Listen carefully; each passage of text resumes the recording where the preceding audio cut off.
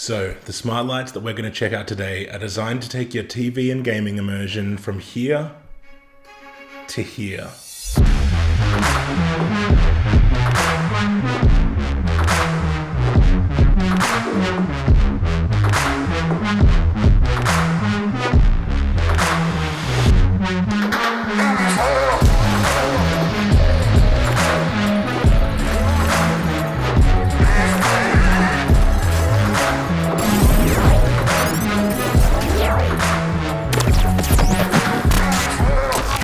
What I have here is the Govee Immersion RGBIC TV Backlight.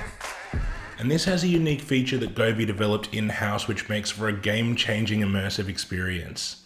If you don't know what RGBIC is, it essentially differs from a traditional RGB LED in its ability to independently control the individual LEDs that make up the strip.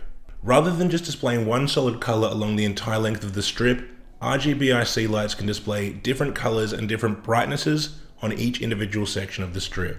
And it's the RGBIC capability that enables some of the incredible lighting effects that this Govee Immersion kit has to offer, which we'll dive into in just a moment. Govee did send the immersion kit over to me for this review, so I'd like to say thank you very much to the team at Govee for making this video possible. So here's the box for the Immersion TV Backlight kit, and we can see that it has a range of 16 million colors as well as the range of whites, warm through cool. The smart functionality of these lights enables the integration and control via Alexa, Google Assistant, as well as the Govee Home App. Inside, you'll find the light strip itself, a user manual, the control box, the power adapter, some adhesive mounts, a couple of alcohol wipes, foam pads for calibration, and finally the innovative new ColorSense camera. Now, you might be wondering, why the hell is a camera included with an LED light strip? Which is a very reasonable question.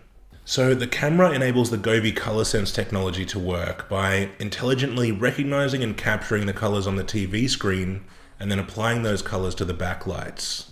The Govee Immersion kit comes in one standard size, which is advertised to fit well on a 55 to 65 inch TV. My TV here is 75 inches, but I'm just going to give it a shot and see if the lights still work without any major dark spots. The first step is going to be to prep the surface of the TV and give it a good clean to make sure the LED strip's going to be able to make a proper adhesion. You can use the included alcohol wipes, but in my case I've just used some rubbing alcohol and a microfiber cloth because the wipes are a little bit small for a TV this size.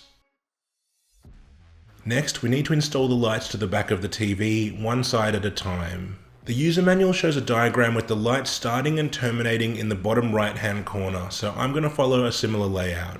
The LED strip has 3M adhesive running along its length, so once the backing tape's peeled off, the strip will stick in place.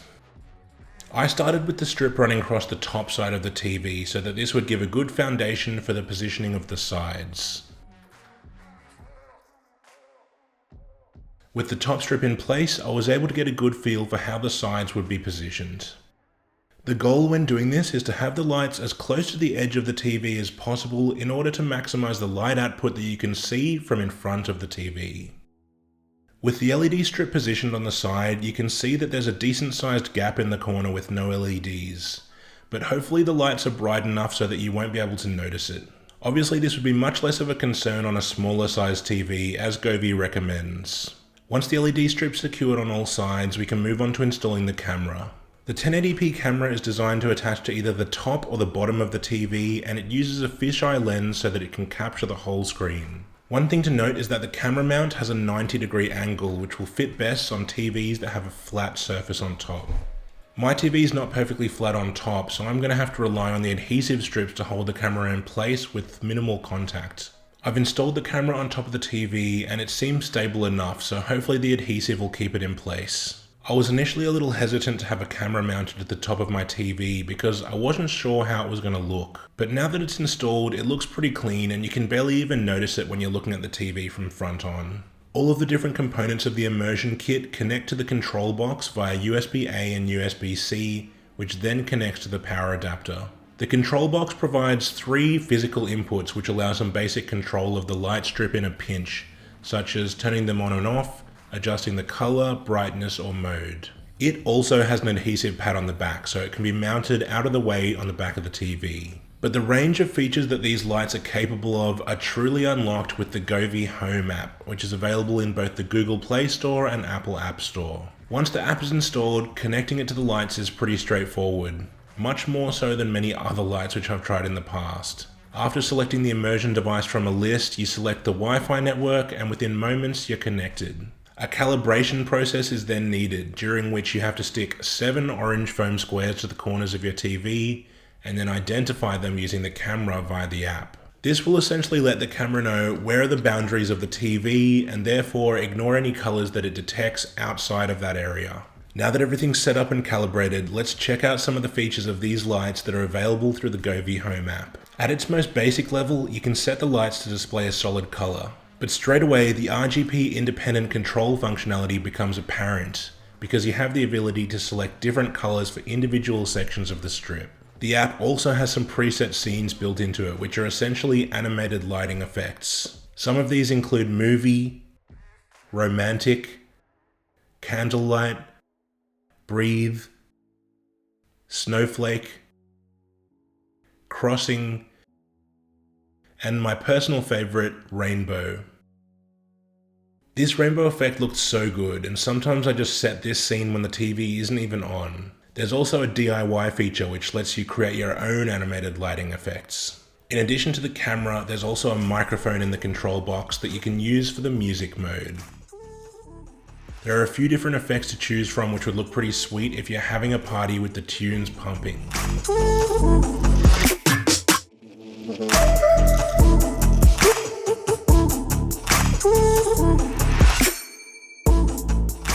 But obviously, the feature that you came here to see is the video and game mode, which use the camera to replicate the colors on the screen. As you can see, this effect looks amazing. It really does create such an immersive look as the colors from the screen overflow onto the wall behind.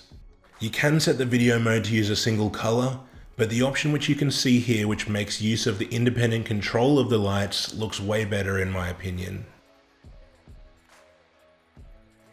I tested the game mode in a couple of games, and I found that it definitely adds an extra layer of immersion to the experience. At the end of the day though, these are RGB lights, and they won't be able to replicate greys or browns very well. So sometimes you'll see some pinks and reds in the mix, but regardless, it looks amazing. Adding these lights to Google Home is as simple as connecting to Govee Home from within your Google Home app, and the lights will appear straight away in your list of smart devices. This means that you have the ability to control them via your Google Assistant and even set specific routines, such as turning them off when you go to sleep. So would I recommend these lights? Well, I personally think that TV backlighting looks awesome, even in its simplest form. And these lights well and truly take TV backlighting to the next level. If you're interested in adding some ambient lighting to your TV, living room, or bedroom, I'd absolutely recommend the Govee Immersion Kit. And I'm excited to see how they develop this technology in the future. That's going to wrap it up for this one, and if you made it to this point, let me know in the comments below as I'm curious to know how many of you do. As always, thanks for taking the time out of your day to watch, and I'll see you all at the next one.